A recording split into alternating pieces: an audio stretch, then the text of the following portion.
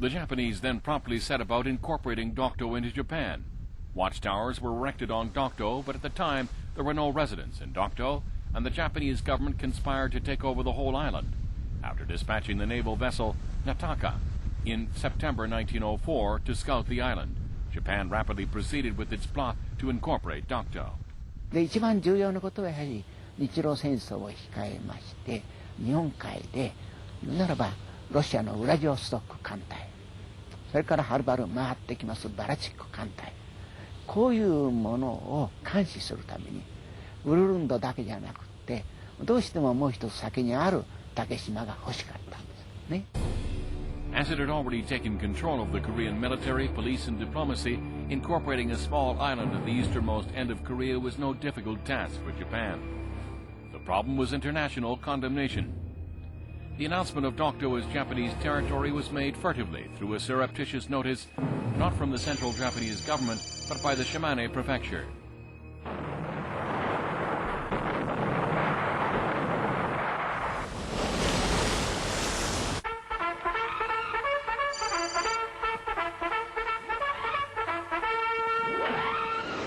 Early morning of May 28, 1905, the Japanese won a decisive victory against the Baltic fleet of Russia, which had been traveling around the globe for 7 months. However, this victory also marked the fall of Korea, representing the conquest of Japanese imperialism. Dokdo came to symbolize the triumph of Japanese imperialism. So it was that Dokdo became the first part of Korea to suffer invasion by Japan. With their victory in the Russo-Japanese War, Japan secured international recognition of its rule over Korea. Subsequently, Korea entered into a 35-year period of painful colonial rule by Japan. It was part of the aggressive military activity that Japan was involved in attempting to and successfully taking over Korea. Now, the world has condemned that. The Japanese themselves have acknowledged that the annexation was improper.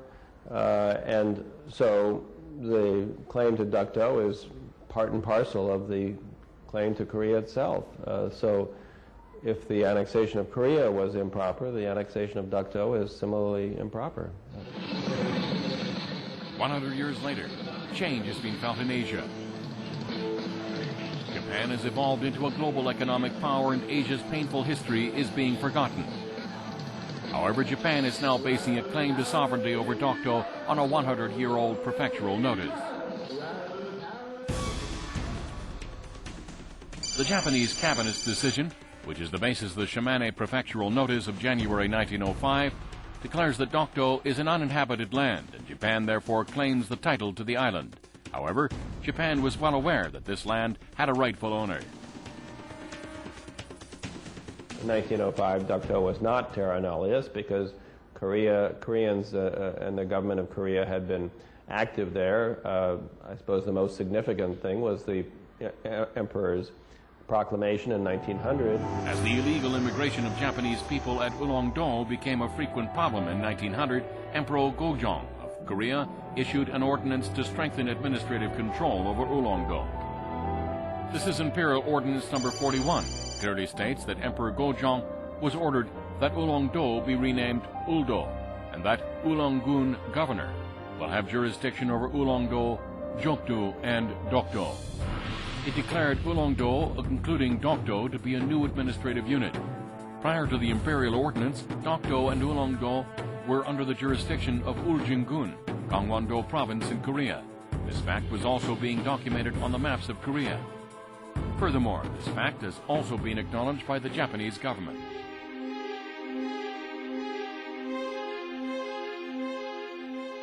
This document, drawn up in 1870 by the Foreign Ministry of Japan, is a report concerning the details of how Ulongdo and Dokdo became part of Korean territory. From this, it can be seen that Japan recognized Dokdo as Korean territory. The more conclusive is the subsequent Daejeon-kwan Directive of 1877.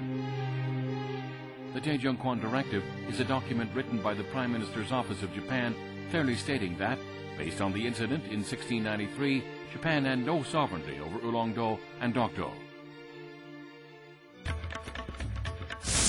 In 1693, a Korean fisherman named An Yong-bok went to Japan in order to file a complaint over the fact that Japanese fishermen illegally crossed into Ulongdo and Dokdo to catch fish, and requesting that Japanese authorities ban Japanese fishermen from coming to Ulongdo and Dokdo. The Japanese government of that time punished the fishermen that crossed these waters and banned Japanese fishermen from crossing into the waters of Ulongdo and Dokdo.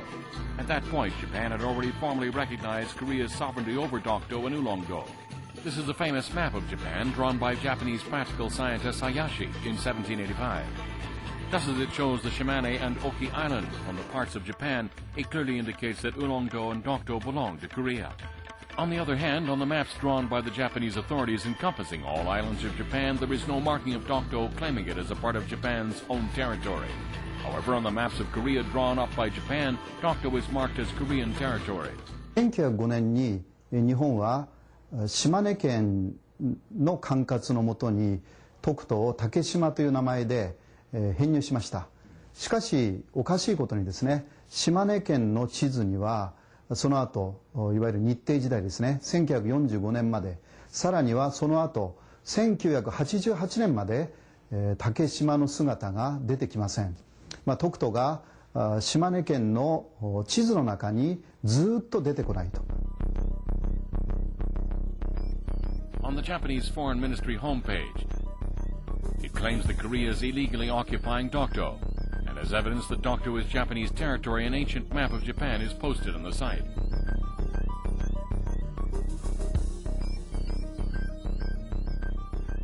This is the very map that the Japanese are presenting as evidence. This map, drawn up in 1779, clearly shows Ulongdo and Dokdo, and even on this map, Ulongdo and Dokdo are marked as Korean territory. Unlike Japanese territory, which is marked in color, Ulongdo and Dokdo, like the other parts of Korea, are only sketched on those parts without lines of longitude or latitude. According to the map, if Dokdo is part of Japan, so should Ulongdo be. And if Ulongdo is part of Korea, Dokdo should be part of Korean territory as well. Why is it that the Japanese cannot see what is clear to all? We are now living in the 21st century, and a new future stretches out before Asia.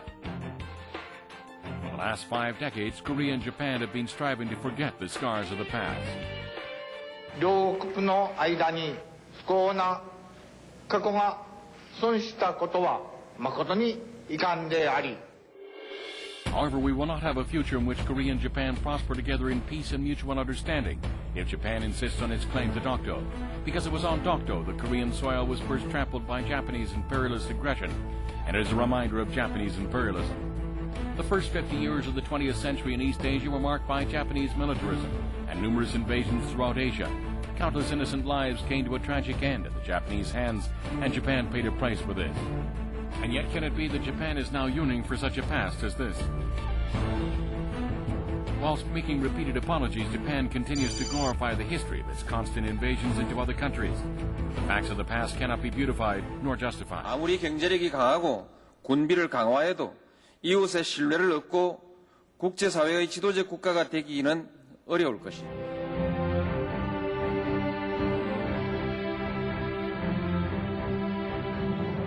On a clear day, Dokdo is visible from Ulongdo just as Oki Island is visible from the Shimane Prefecture.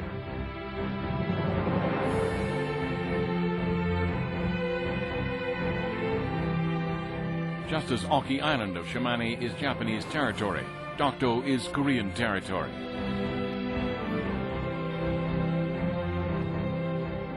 To Koreans, Dokdo represents the past, present, and future of Korea. It should serve as a mirror which enables Japan to look back on its history of foreign invasions with a sense of shame. So it is that Dokdo is a symbol of peace in a new Asia. It stands as a symbol of the peace that Korea and Japan must build together as they meet a new century. It is a symbol of peace.